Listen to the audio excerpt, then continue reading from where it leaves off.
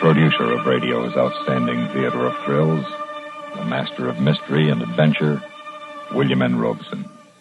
The sixth commandment is short and explicit. Thou shalt not kill.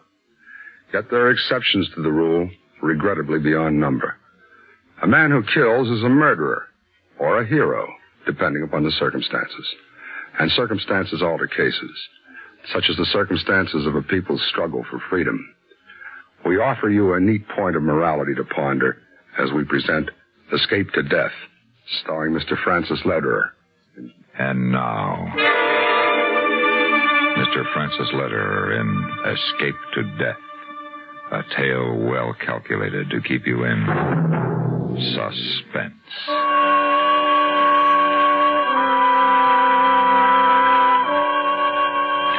Outside, it's snowing more heavily now, covering the streets of Budapest with soft whiteness, covering the older, uglier snow and ice with their patches of dirty gray and angry red. The red of the blood of the freedom fighters.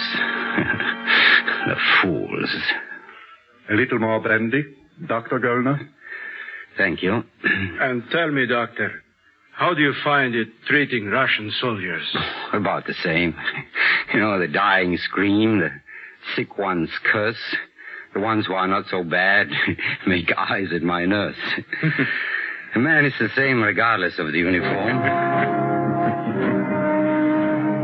I feel warm and safe. Here with me are Laszlo Kogosh, former head of the secret police and now deputy premier, and Marshal Nikolai Chekhov, Russian commander in Hungary. I must admit I'm quite flattered by the attention of these important men. And that is where you come in, Doctor. Forgive me, what were you saying? The subject was devotion to duty and country. Comrade Kogosh was just observing how hard you have worked to preserve Hungary. Well, after all, Commander, I am a doctor. It is my mission in life to save, not to destroy.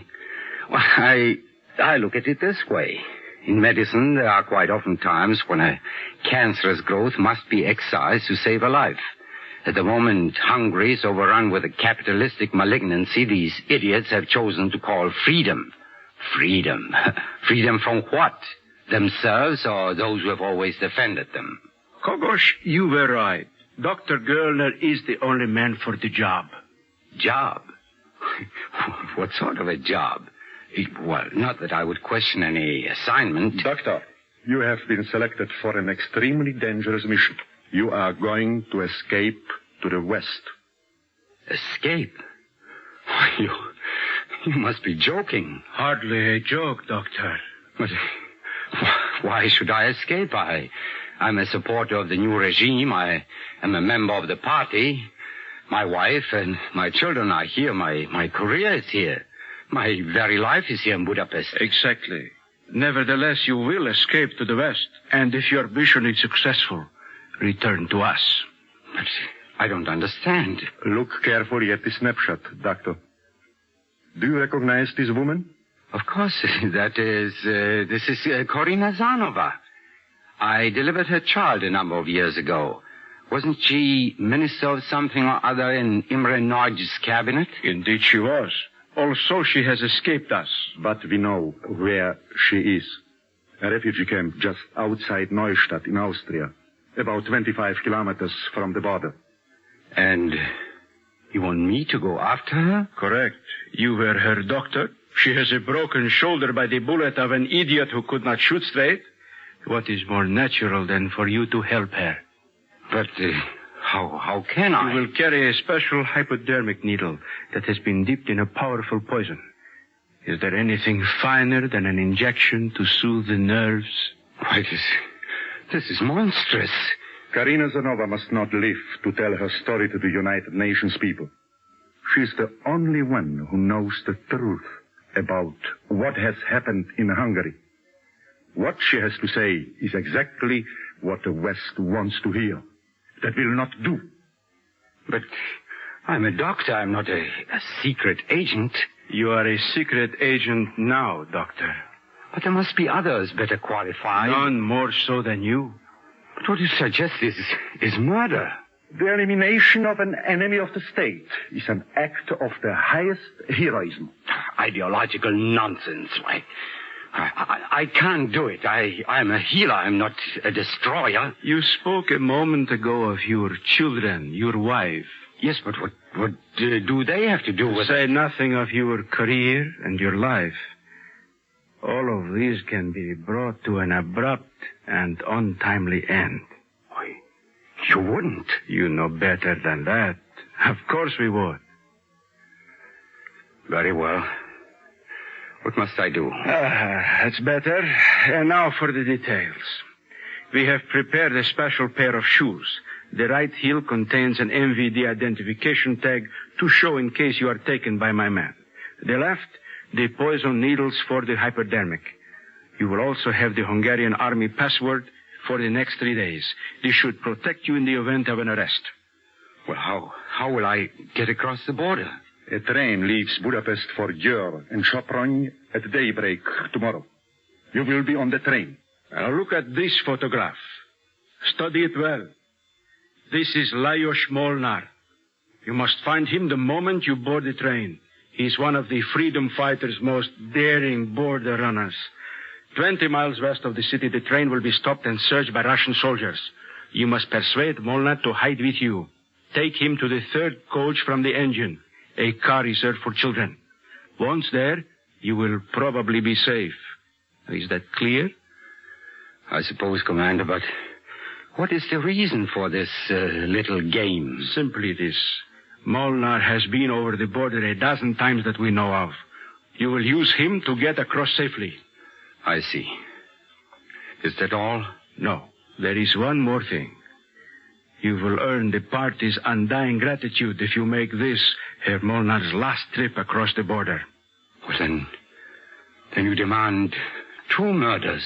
Dear doctor, not murders. 2 blows for the preservation of Hungary. Yeah. Yes, of course. Well, now, if you will excuse me, I shall try to get some sleep. By all means, Doctor. And pleasant dreams. There were no pleasant dreams that night. There was no sleep. There was no alternative. No escape. Before dawn, they came for me, took me to the secret police headquarters and gave me the shoes. Then they turned me loose with a group of political prisoners. At the West Station, I board a creaking train and wait until finally it lumbers out through the yards. Now begins the race with time. Desperately, I push through the cars, through corridors, crammed with standing people. Excuse me, please. Forgive me. I must get through here. Thank you. Do you mind, miss?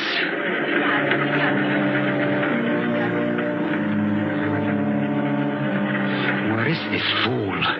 I push, I shove, I twist and turn through an endless crush of packed humanity. The click of wheels singing their song of urgency.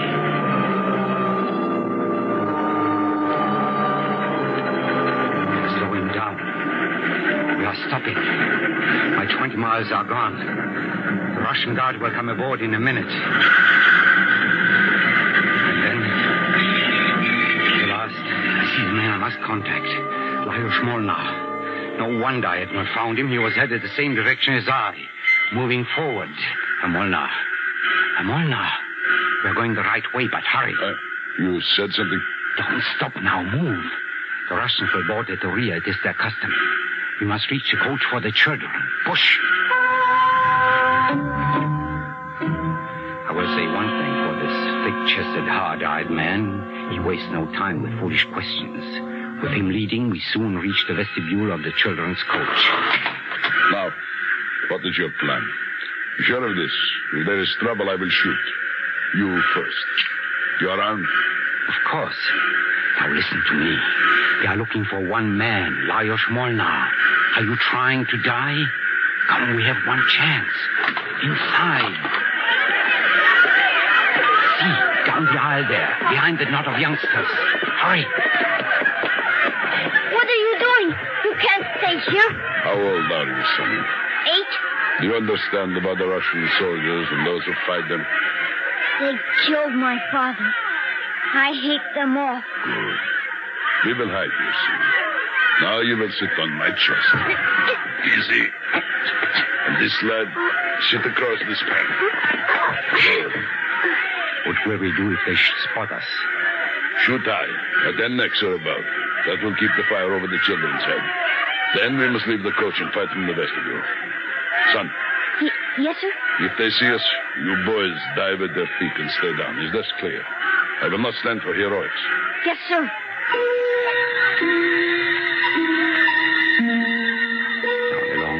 Drag into individual lifetimes. Chekhov and his MVD symbol are worthless. If they come, well, now we'll shoot.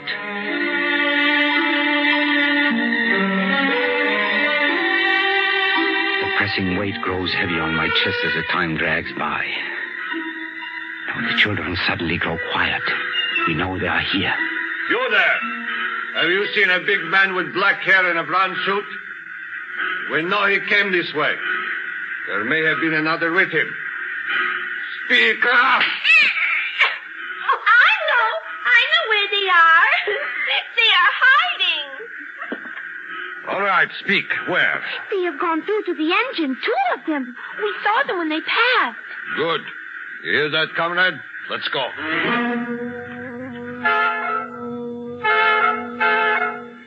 This was not the time to breathe freely. Not yet. This was the time to wait, with your heart in your throat. And then at last comes the sound we are praying for. The test is over. The train is moving again. All right, get off. You must wear a tug. Here, this is for you. Give her some, then spread it around so all will have a bite. Chocolate? Why in the world? Stolen, where else? When one is in the open, one needs energy, especially running the border. You plan to cross again? Perhaps. Come. So I had enlisted the aid of the finest blockade runner in Hungary. We weave our way through the children to the exit. Then abruptly, Mona stops. He turns, driving the barrel of his automatic into my stomach. Now, my friend. What are you doing? Men have tried to pull this one on me before. You arranged to save my life, then learn how and where I operate. But never let it be said I was too hasty. I will give you just 30 seconds to explain how you knew my name and how you knew the Russians would board this train today.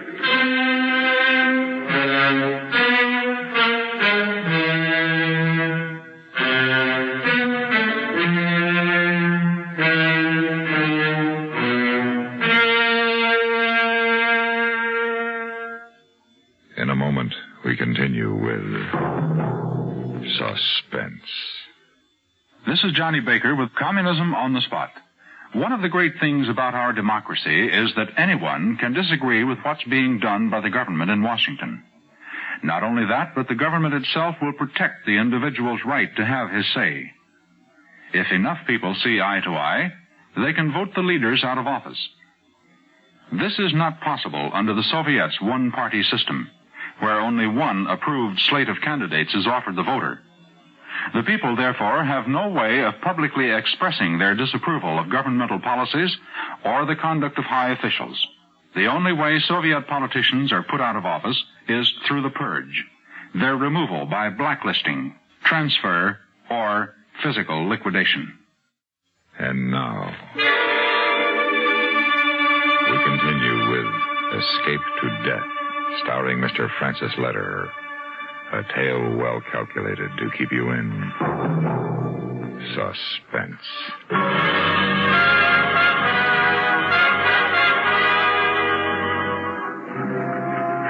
Is he bluffing, this huge man who has a reputation as the best blockade runner in Hungary? What does he mean to press the trigger of the heavy automatic he has shoved into my middle? Your time is almost gone, my friend. Speak quickly. Well, if you must kill me, you must, I suppose. Perhaps in your place, I might do the same. All right. Say your piece. I shoot not from pleasure, but necessity. I'm a doctor, Franz Gellner. Some time ago, I made the mistake of criticizing our emasculated premier in public. I was arrested and held for a month. This very morning, I was released. What has that to do with your knowing my name and that I would be on this train today? Well, last night, many patriots were executed.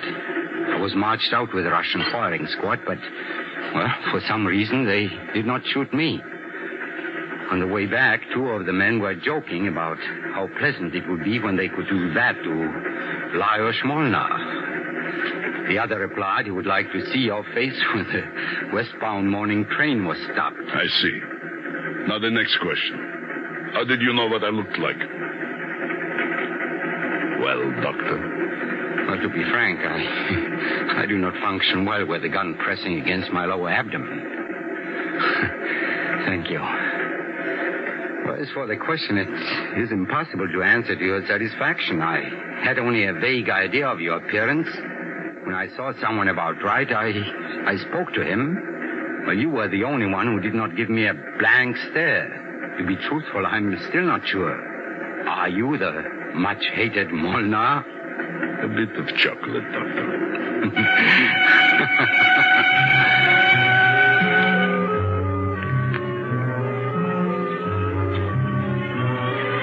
We traveled by rail only as far as Győr. From there, we bought transport to Jorna, where Molnar obtained a car of ancient vintage. Now the early darkness has descended on us. The bitter wind brings with it a light snowfall that makes it hard to see the road ahead. The old car's dim lights. How do you feel? Not badly. Except for my feet. They are freezing. You sure you understand about this crossing? I think so, but you had better go over it again. We leave the car at the edge of the woods, a few miles from Boschok. The forest extends into the Austrian border. Once there, you will surrender yourself to the Austrian border guards. They will take you to the town of Recknitz. When you have identified yourself, they will ship you up the line to a big camp outside Neustadt. Then, you're not going with me? Not for long. The Austrians and I have a working agreement. When I do not bring much, I do not stay long. But, such a risk. Is it worth what you make? I don't like that remark, Doctor. There is no profit. What I take across is information. For the world. For Hungary.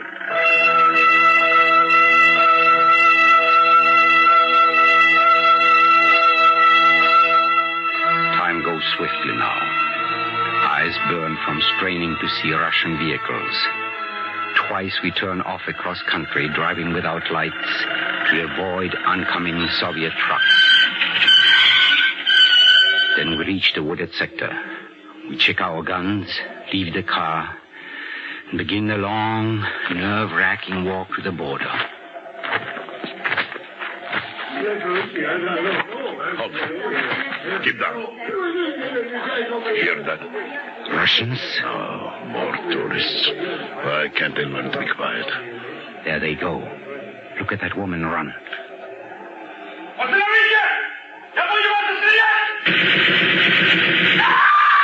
Hurry. Down this way while they are busy. It's a nightmare. Running this way, bent over. Makes me realize my age. Suddenly a foot catches me in the back and I go down my face against the hard ice. I roll over, gun ready. But Molnar is down on one knee facing away from me. Then I realize what had made him so fat. It wasn't all coat. There are two of them in Russian uniform. He gets both before they can fire.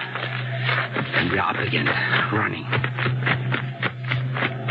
At last, he grabs him by the arm. See that open space? On the other side is Austria. But the border guards, where are they? Not far. They will have you before you go another quarter mile. Wait here while I hide my spray gun.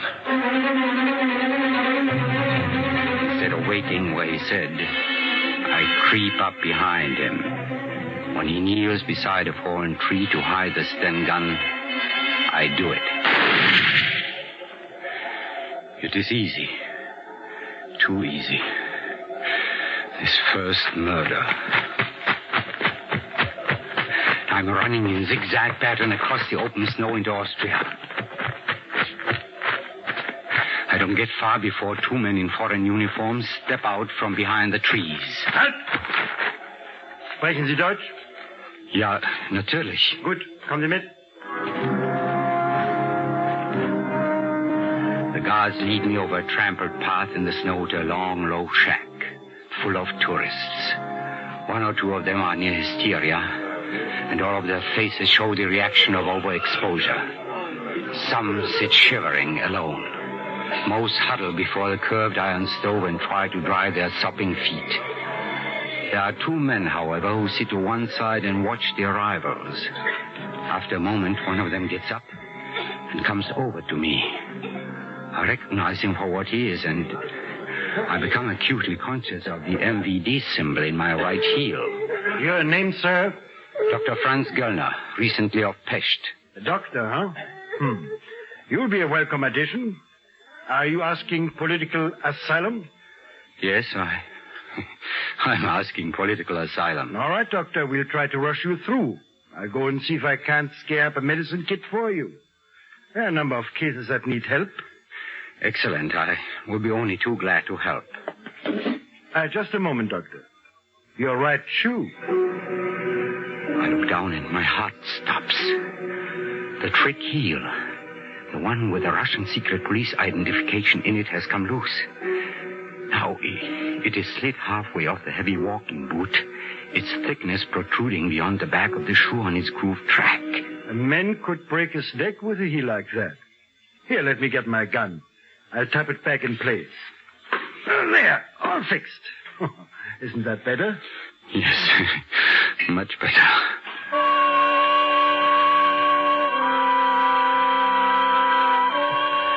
The worst is over.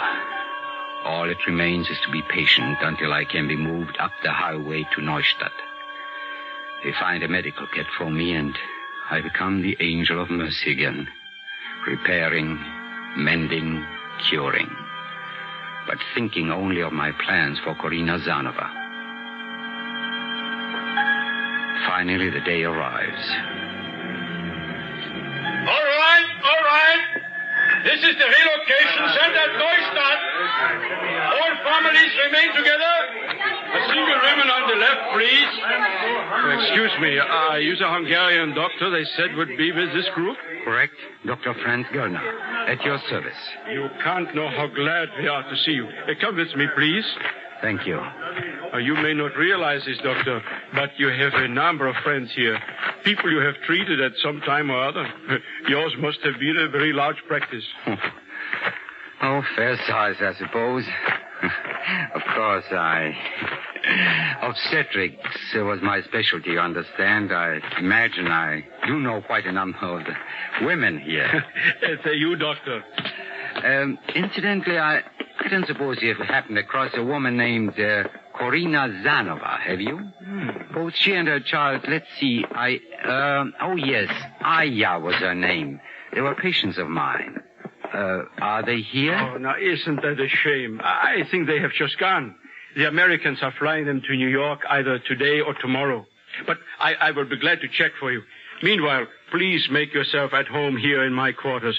Go in, wash up, while I see about Korina Zanova. I go into the washroom, but not to wash up. I flip off the heel of my left shoe, take out the poison needle, and attach it to a hypodermic from the medicine kit. And then I pace the colonel's quarters, waiting. It is too late for the plan to fail. She must still be here. She has to be. Well, doctor, you are in luck. Korina Zanova has not yet left. She is over in the clinic this moment. She was quite pleased to hear you had escaped. We go quickly across the compound to a large building and in through a crowded entryway. Finally, we reach an inner room. And there we are. Just the Austrian colonel, myself, and Corina Zanova. Dr. Kernan, how very nice. Almost 7 years since little Aya. You should see her. She's here somewhere. She still remembers you well. Well, you two will excuse me, huh? Don't keep her too long, Doctor. The plane leaves in an hour. No, of course not. Now the final moment has arrived. And I'm nervous for the first time. The long hunt is over. I put the bag down. I open it, trying to keep my fingers from trembling as I remove the deadly needle. Well, Doctor, is it not a blessing for us being here, away from the twisted minds and the warped thinking at home? Huh? Oh, yes. Yes, indeed. Tell me, Corina, how has that shoulder been treating you? Oh, Bart, like any broken shoulder, I guess. To you as my doctor, I admit, it does hurt, especially at night. I thought so. Well, roll up your sleeve. I'll give you a little shot, a new tranquilizing drug, to make you feel better on the plane. All right, Doctor. Thank you. Mommy, I heard... Oh, there he is, Doctor!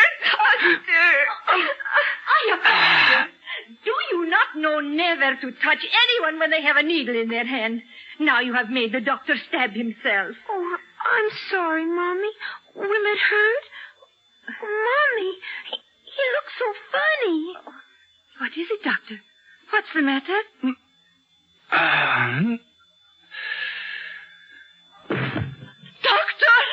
Doctor!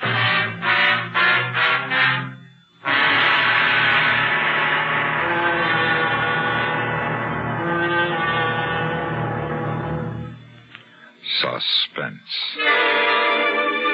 in which Mr. Francis Lederer starred in William N. Robeson's production of Escape to Death by E. Scott Floor. Listen. Listen again next week when we bring you another tale well calculated to keep you in suspense.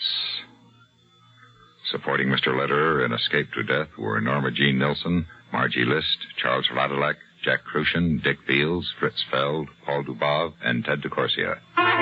Suspense.